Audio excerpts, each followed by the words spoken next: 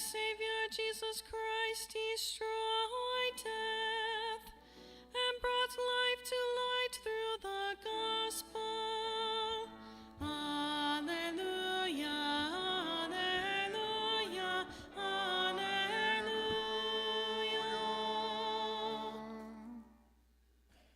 The Lord be with you. A reading from the Holy Gospel according to Mark. When Jesus had crossed again in the boat to the other side, a large crowd gathered around him, and he stayed close to the sea. One of the synagogue officials named Jairus came forward. Seeing him, he fell at his feet and pleaded earnestly with him, saying, "My daughter is at the point of death. Please come, lay your hands on her, that she may get well and live." He went off with him, and a large crowd followed him and pressed upon him. There was a woman afflicted with hemorrhages for 12 years. She had suffered greatly at the hands of many doctors and had spent all that she had.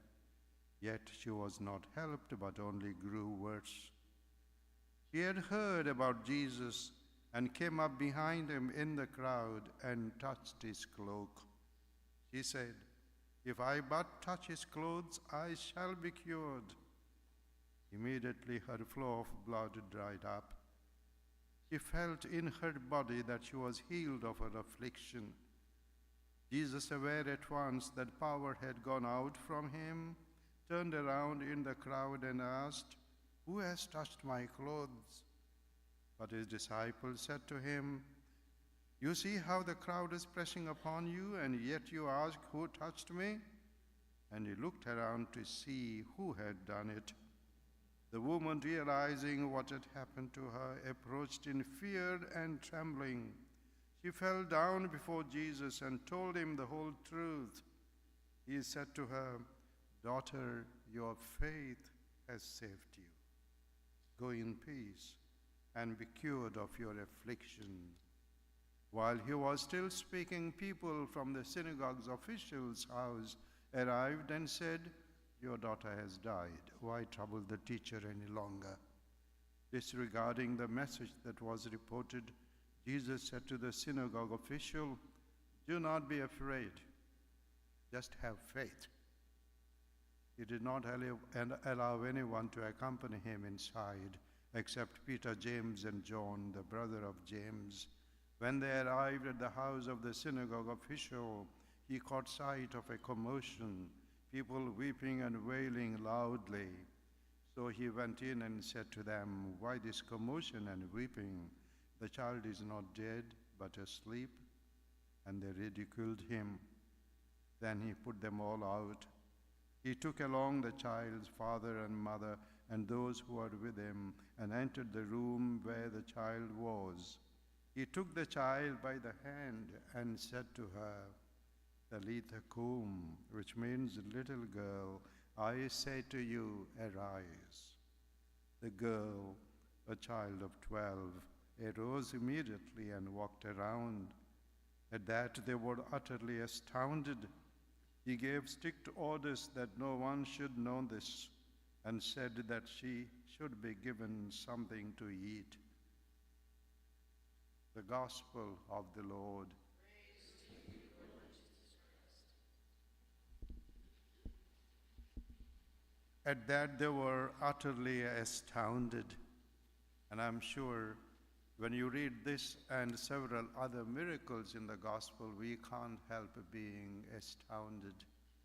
Like today's Gospel, there are so many inner feelings, emotions, sentiments that goes on in the mind of the people, be it Jairus, his daughter, and that woman. Gospels are so very interesting, and people find in it both history, geography, and biography, which are all of interest, of course. But that is not the primary purpose of the Gospels. The only purpose the Gospel has, which is called sometimes the greatest story ever told, which also the title of that movie. I would say it's the greatest love story ever told between God and us. The only purpose is we rediscover, re-experience this love, this kindness, utter mercy of Jesus, and we within ourselves experience that power that went out of him to this woman, the power of healing and forgiveness and peace and wholeness. As a result, we attach ourselves to Jesus even more dearly as our best friend, as the only one we have in this life when we are caught up in pain and suffering and in confusion and problems, that we go to him like these two people in the gospel did. And that being the purpose even of today's gospel, we get some help from this one, this beautiful scene of today, how we can be attracted and drawn to Jesus and learn to stay with him very close as the only healer, the Redeemer. The Greek version of the Bible does not use the word Redeemer or Savior for Jesus, but there is only one word there, soter, which in Greek simply means the one who heals. It could be just a word for any physician or a doctor, soter. That is how people saw Jesus. Spiritually, mentally, physically, they experience healing from him and wholeness. That is why Jesus wants to come and reach out to us. Several times, particularly in this Eucharistic celebration, Sunday after Sunday. So having that desire to be drawn to Jesus even more closely, we take some help from today's gospel. If we look at this gospel in these both healing cases from two perspectives, on one hand, there is this desperate situation of Jairus' daughter and the woman. And their life is almost ruined. They have nothing to hope for, look forward to. That utterly desperate is their situation. On the other hand, what Jesus did, he turned things all around. He turned their lives totally around. They have new life, they have new future, and they literally begin to live one more time. And that is what the gospel is trying to present to us in a few of the very special details that are unique to Mark. Now, firstly, the Jairus' daughter, we are told she is of the age of 12. What do girls look forward to at the age of 12? What hopes, what dreams they have. And at this point, her father says she is at the point of death. Come and lay your hand on her so that she may live. The father has given up on the daughter. I'm sure you parents are better able to understand the sentiments and the feelings of this father. Maybe something similar has happened to you. And this man still, at this desperate case, comes and says to Jesus, come and lay your hands on her that she may live.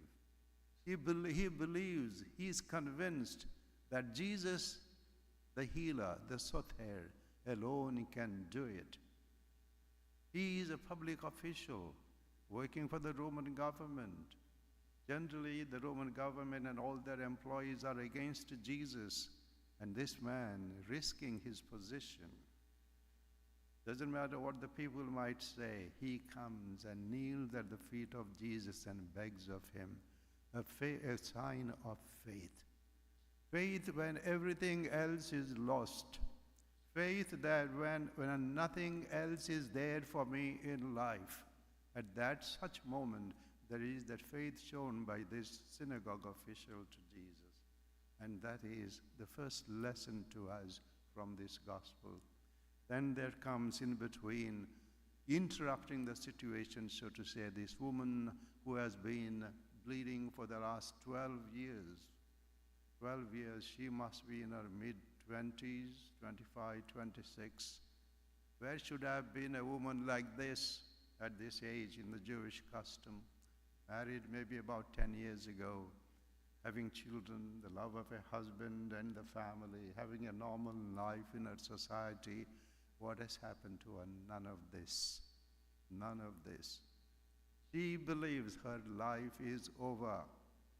There is nothing for her in this life. Again, it's such a terrible, such a hopeless case. But she knows one thing. She has heard of a man called Jesus. She must have heard or witnessed herself several miracles and healings that Jesus has already performed. As a result, as the gospel told us twice, and we are told about 3 or 4 times already in the past 4 gospels, that large crowds were following Jesus. Last Sunday he was on this side of the sea, and because of the crowd, they were pressing upon him. He wanted to take a break, went across the sea, and there was a storm. He's on the other side. And today's gospel says, again, he came over to the other side. Crowds and hundreds and thousands are following him, the people who have been healed by him. And after that, what have they done? Because the physician healed him, did they forget the physician after the illness was gone? No, they followed him. That is the result of every healing, every favor that we receive from Jesus. So this woman in this condition, in an utter hopeless condition, comes, and she only needs to touch him. That's enough. She knows this man has some very special power. He will do it for me. Again, a strong faith in the most desperate situation. Add to that her added difficulty. If you read the book of Leviticus, there are very specific rules there about a woman who is in a bleeding condition.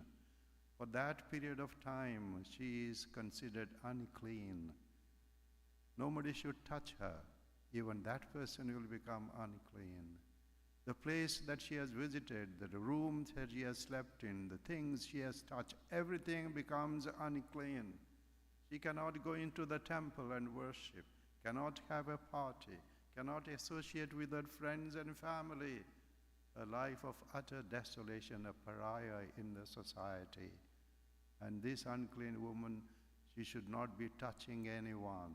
She will render that person unclean. But she goes and touches Jesus. A faith that enables her to overcome all the rules and regulations, some of them stupid, of course, but she had to follow them. But her faith in Jesus overcomes all this fear. She touches the hem of the garment, and she is instantly cured.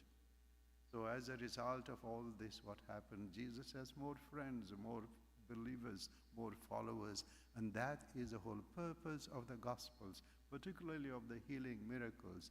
I'm sure all of us have some time or other experienced such a healing Lord in our life, for ourselves and for our loved ones. And let us not forget what we seek all our life, not just the gifts of the giver, but the giver of the gifts.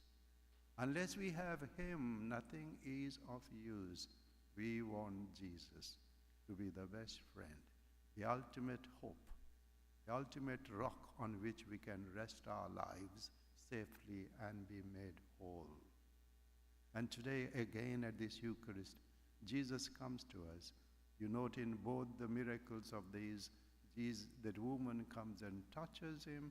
Jesus goes to Jairus' house, holds the girl by hand, touches her and lifts her. Touch is not a very simple, insignificant word. We all know the power of the human touch, particularly the mothers towards their infants.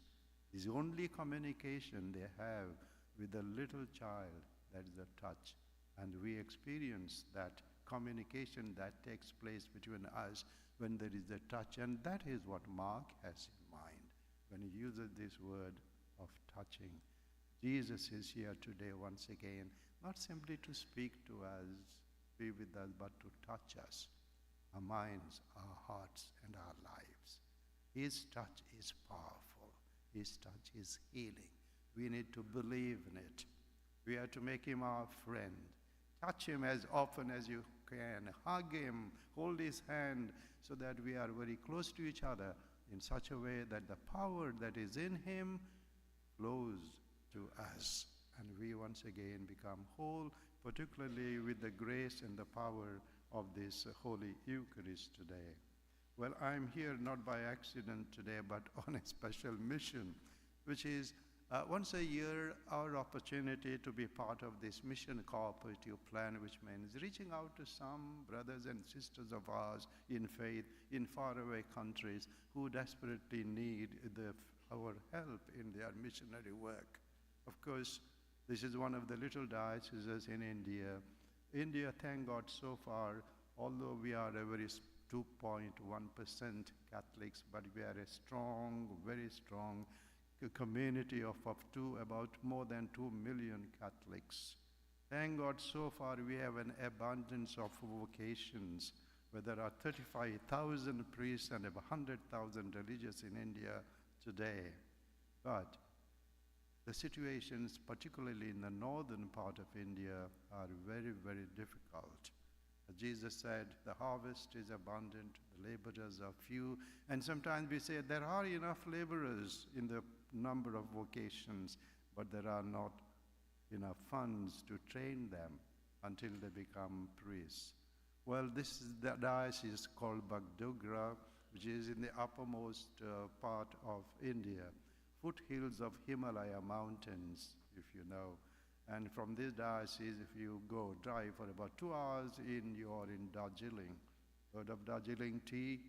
One of the beautiful hill stations. Go further north, you are in Nepal and Bhutan and Tibet. Stop there. Next you will be in China. No guarantee you will come back. Well, that is where this diocese is situated. It is a young diocese. When I was in Calcutta, this was a part of my diocese. I know the situation, the people, and the priests. Now it's a separate diocese, trying to build itself up, like building a new house. Just a roof is not enough. You have to furnish that house, provide for the needs of the family. That is how this diocese is struggling today. They have about 60,000 Catholics, and most of these Catholics are tea garden workers or daily laborers. They earn maximum of $12 a day, not having their own houses, unable to send their children to school. So the church is ultimately left to look after these. And this particular diocese has about 6 hostels where children are made to come and reside, and from there they attend different schools. At the moment, the diocese has 71 priests and 120 nuns working in 20 parishes. But there are 80 places which we call mass stations, where mass is provided maybe under the tree, maybe in a field, maybe in an open ground most of the time. I've seen several places in our own country here where there are large, beautiful Gothic-style churches, but they are empty. They are empty. You go to this diocese and many mission stations in India, plenty of Catholics, but there is no church. So in this condition, so many social and spiritual and material needs of the diocese, particularly trying to build it up from the ground as a new diocese, including catechetical center, biblical centers, formation centers, seminaries, and even they do not have a bishop's house yet. They're preparing to build. So that is the diocese I'm talking about and asking for your help today. But remember, we people of faith, we do not give to a need, but we have the need to give, to be concerned about our brothers and sisters all over. And I'm sure whatever you can contribute generously towards this mission, there will be abundant blessings from God, because we are becoming a part of Jesus' very work of evangelization. We are becoming, in this small little way, missionaries. And all of us are made, baptized to be missionaries. And of course, you have the special envelopes in your pews. Use them whenever, however you like. Drop them in the basket today or bring them back next, or any of the following Sundays. And God bless you and thank you in advance on behalf of this diocese, who is a companion of the bishop of the diocese, who is a friend and companion of mine, a number of missionaries and the Catholics, and particularly the poor of this diocese in India.